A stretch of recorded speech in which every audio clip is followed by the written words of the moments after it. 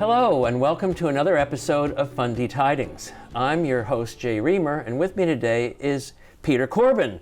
Peter is the Executive Director of the New Brunswick Non-Profit Housing Association. And Peter has been on the show before, and welcome back to the show, Peter. Thank you. Great to be here. Thanks. It's wonderful to have you back and to find out more about what you're doing, because the housing crisis in New Brunswick is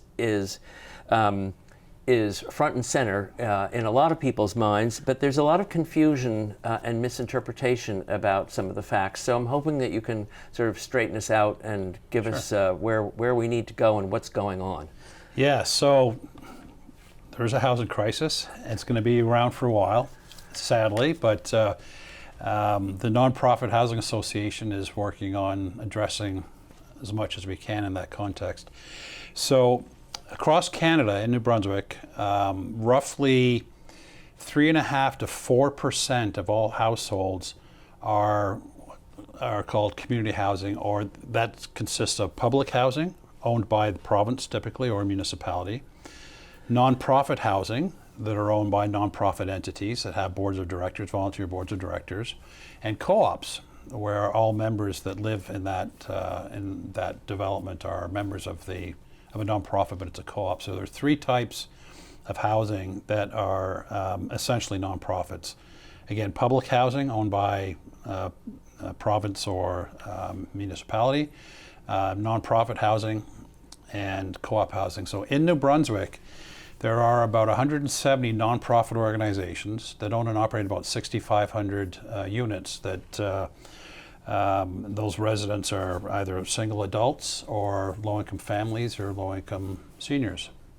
So this is the housing that we're talking about today is supplementally paid for. In other words, somebody helps? Most of the residents of those, yes. So for example, if you're a senior on a limited budget and you can only afford, say, $500 a month rent, and the cost of that apartment, say, is $1,000 to pick round numbers, then there's a rent supplement to cover that $500 a month, so that the nonprofit organization that is essentially the landlord can afford to own and operate. Correct. Yeah. Correct. So in March, there was an announcement by the Liberal government of $300 million allocated over the next 2 years for 1,200 community housing units. Correct. That sounds like an ambitious project, an expensive project, and a fabulous one. So can you describe that a little bit and where these houses might be? Absolutely. Yes. So most of the nonprofit housing units in Canada were built from the late 70s to the early 1990s, or mostly the 1980s. They, believe it or not, they're in about 115 communities just in New Brunswick alone. Wow. So you drive through Harvey, McAdam, St. Andrews, St. Stephen, St. George, Bucktouche, Packetville. There's a nonprofit housing property there. A lot of seniors ones. So unfortunately, from the early 1990s to just a few years ago, the entire sector was ignored by mostly the federal government. So there was about a 30-year lag. We're needing to play catch up now, and that got amplified by what happened over the last 4 or 5 years. So the federal government, back in September of 2025, Prime Minister Carney announced $13 billion to go towards building more nonprofit and public housing units across the country. So that was in September. Then on March 20th of this year, Federal Minister Gregor Robertson came down to Fredericton, and the Premier and a few other ministers and MLAs and MPs came to Fredericton and announced a total package of $300 million to build and operationally support 1,200 units in the next over the next 2 years. So is that ambitious? Yes. So 150 million of that, or half of that funding, will be supported by the federal government. So that's $150 million. And then $60 million from the provincial government towards capital costs for these units. And then another $90 million, so that's 210 plus 90, to financially support those homes over the next 20 years. And where's that coming from? The provincial government. Okay. The provincial government. So we are really excited about the fact that we will be almost adding about 20% more nonprofit units in New Brunswick over the next 2 years. So that's exciting. That said, realistically, we need to be closer to 20% at any given point in time. So if you look at almost any given point in time, the lowest 20% of households by income, frankly, need to be living in nonprofit housing because of the cost. So for example, so let's say the lowest 20% of households can afford so much per month to rent, right? So at any given point in time, almost all of that 20% cannot afford what's called market rent or private owned properties. So that's where you step in. And so if you're going to add 20% to the pot, so to speak, of houses available, will that accommodate those people, or do we need twice as many houses built, or? We need about 5 times as many homes built. Okay. Yes. So how are we going to make that happen? One step at a time. So how do you eat an elephant one bite at a time? Exactly. One of my favorite quotes. So what's going to happen over the next 2 years, you're going to see a lot of construction all around the province. So there will be probably about 15 to 20 nonprofit organizations all around the province that will be building projects anywhere from, say, a 10 unit to 30, 40, 50, 60 units. So they'll be, actually 35% of that funding is allocated for rural communities as well. So it's not just in the big cities. So we as an association and Housing NB, the Crown Corporation, have been working with nonprofits for the last few months to identify those projects and go ahead in 2026 and 2027. So you actually have to figure out where you're going to build them. Correct. And then you have to make sure that there is, well, I guess it's not much of a stretch to find people to live in them. But how are we going to scale this up so that, I mean, is there a path? Like, do you have a 15-year plan or something like that where there's a light at the end of the tunnel? Because many of these projects, I mean, there are a lot of social issues today that lack funding but are well populated. And I just wonder whether or not we are playing catch up and this is the best we can do and actually it's pretty good, or whether or not it's okay but we've really got a long way to go and this is how we're going to get there. Right. Yeah, you know, because with governments changing, priorities change, and for some reason anything to do with compassion around people doesn't always hit the top of the priority list, and that's probably part of what we're dealing with. Yeah, and I think it's incumbent upon us as an association representing nonprofit organizations across the country that we need to demonstrate to all levels of government that the housing that our members provide is needed. So just from a pure mathematical perspective, as I shared earlier, if you literally look at the income of families in lower income, that is needed.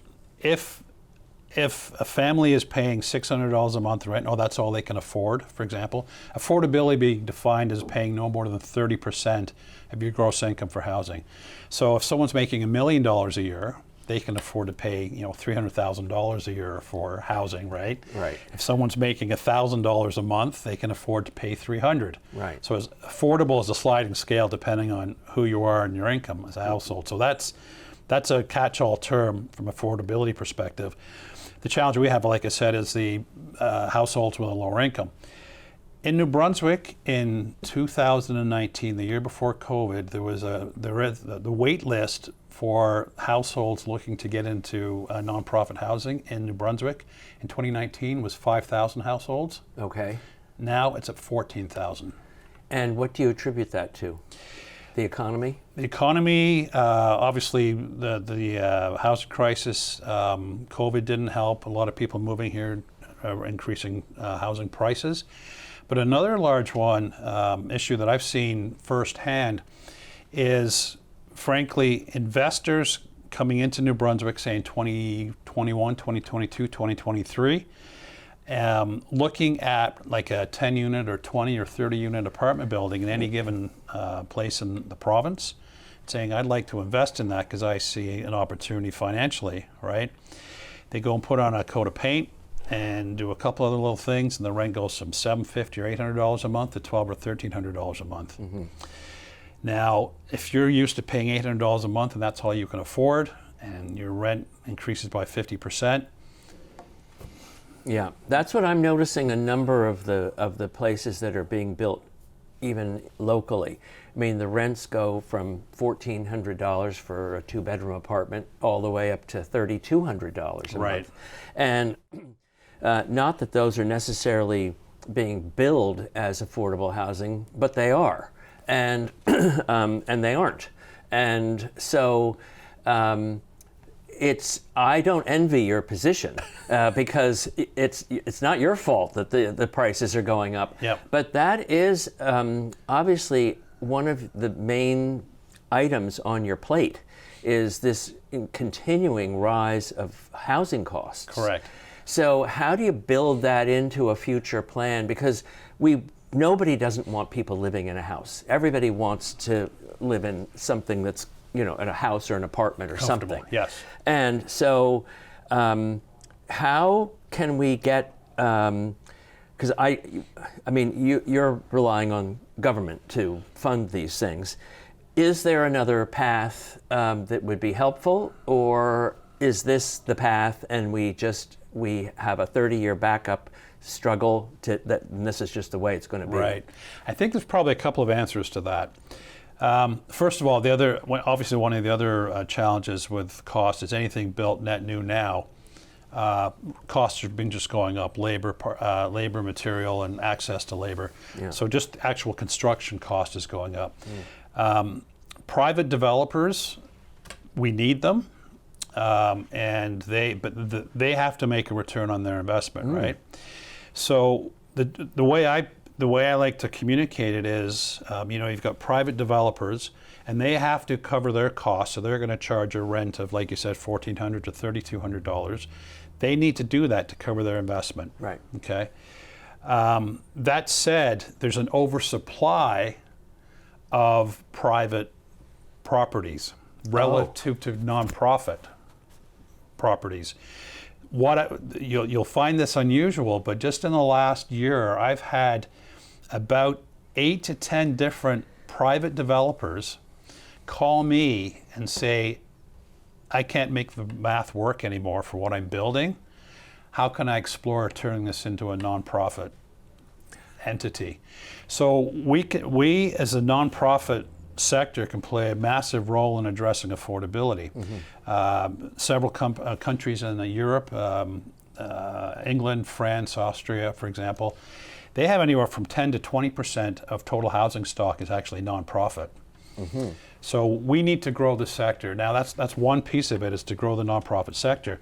The other piece that people may look at this and go, gee, government funding, right?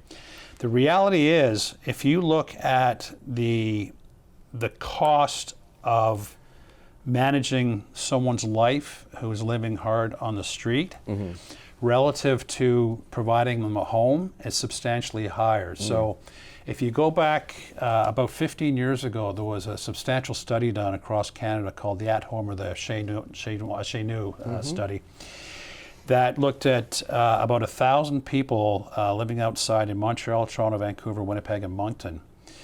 And big picture, they determined that the cost to manage someone's life is about, and this is in 2011 dollars, is about $55,000 a year. When you look at policing and trips to the hospital, emergency and stuff, the cost to house them at the time was about $14,000. So there's a social and economic, positive social and economic impact at providing housing for lower income families, but also making sure that those people that we're providing help for do not end up living outside. Right. So this, as you know, I had an interview not too long ago with Robert Tinker, who manages the Charlotte County Housing Council, and he organizes, and he is quite remarkable in the amount of work that he does. And the reason that I bring it up is because of what you said about not wanting people to slip back into. And he actually works at getting these people moves them forward to the point where actually one of them or two of them are on the board. And they are living full lives that are completely different than where they came from, initially. And so there's a lot of hope there, but that $35,000 difference is the key. And because if that was available somehow, a lot of people who are in bad straits could be given the either the mental health care or the education or whatever it takes to get into a better position. Correct. And so that's what you're trying to encourage the profit people to. Yeah. So in the nonprofit sector, Robert actually, as an association, we gave Robert an award last year for being the most innovative member of the year. He does great work. Robert and I talk regularly. They do a lot of wonderful work. In the nonprofit housing sector, there's actually a role of property managers, and the role is called tenant retention. So their role is to ensure that their tenants are either good tenants, or to help them, in Robert's case, to move on to where they can afford market rent. So where Robert's helped tenants, for example, get their GED or life skills and stuff like that, we are extremely supportive of that. And actually, as we speak, we're looking towards scaling that throughout the entire province. So, sorry, go ahead. No. It just, it's such an important thing, and it matters to me so much. And I'm just wondering, what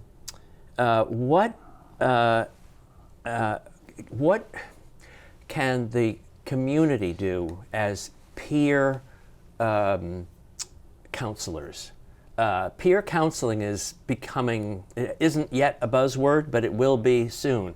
We're going to need to have members of the community reach out to people who need help and help them.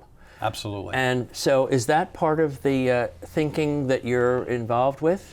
Absolutely, yes. So again, two answers to that. Number one is, first of all, in the sector itself, so again, we've got 170 members. And if you look at the boards of 5, 6, 7, 8 members per board, that's about 1,200 volunteer board members we have in the sector around the province. Now, we surveyed our members and found that about 40% of those board members would like to retire, resign from their boards now.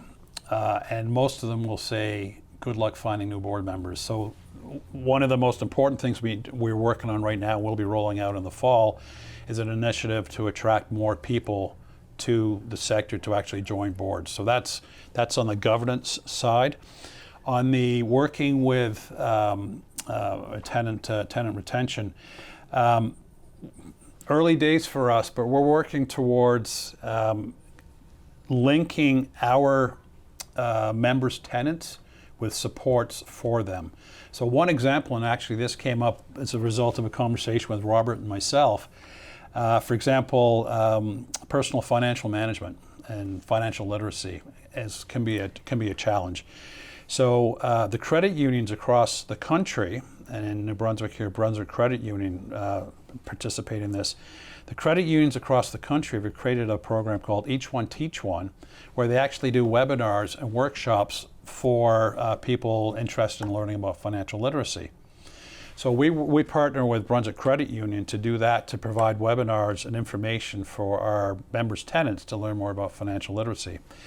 There are a lot of supports out there for people with mental health, addictions, financial literacy, access to sports, et cetera, where what we're finding is that link between those services and our members' tenants isn't well communicated. So we're actually working on a process to amplify that, so that our members can help their tenants with various challenges they may be facing. Well, it's an interesting social problem, because if you talk to like if we talk to our friends, we said, would you be willing to spend an hour a week teaching somebody how to put a budget together? Yep. Every one of them would say yes, providing they know how to do it. And so I doubt that there is a lack of interest. I think there's a lack of information. Agreed. I agree with that, and that was the third part to my two-part answer. Sorry. No, it's okay. It's all good. No, but we're in the process of creating the links between potential board members and members, the links between those support services. But to your point with peer, and I think the real value in putting together a peer-to-peer initiative like that, frankly, it builds relationships, right? And those relationships mean a lot, and you never know where they can go, right? So I think that I would say that sometime in early 2027 we will actually launch a program based on what you just shared. Well, let me know. Yes, because I think, that. You bring up that connections business, and it's one of the drivers of human beings is to connect. We have to connect. We have to belong. Because if we don't belong, we don't feel safe. Yes. So if you look at the clients that you have out there, I'm not asking for an answer, yes, but it's amazing how many of them feel are part of the epidemic of loneliness. And they don't know how to reach out to connect because they're either ashamed of themselves, they don't have time, they don't know that it's a thing. They've got a lot on their mind. Yep. And I think that is something that we could really make a big dent in if we made it a priority. Let me share an anecdote with you, something I experienced about 3 years ago that I personally, it was an amazing experience for me. So there's a nonprofit organization in Moncton called Rising Tide.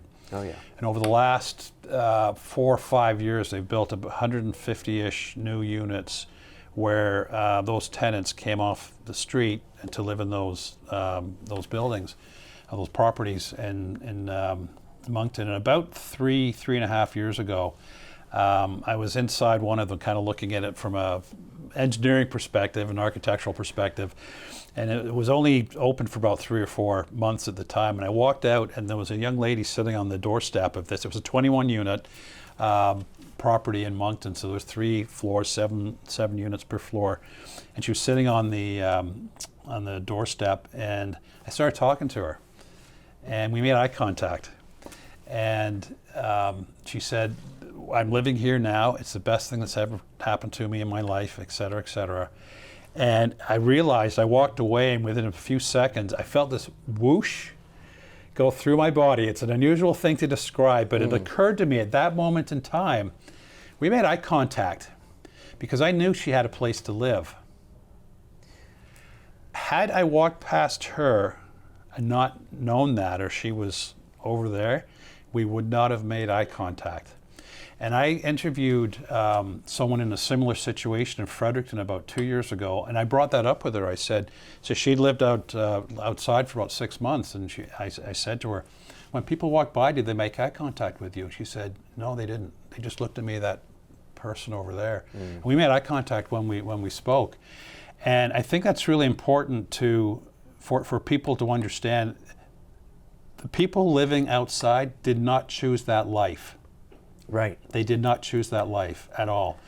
And, for as much as the media picks up on, people living outside and living hard, A, they didn't choose that life, but B, the work that we're doing as an association is making sure that they never end up there in the first place. So that's why I think the work that we do is very important to make sure that that doesn't happen to someone. Peter, thank you very much for your insights into all of this and for clarifying a lot of this.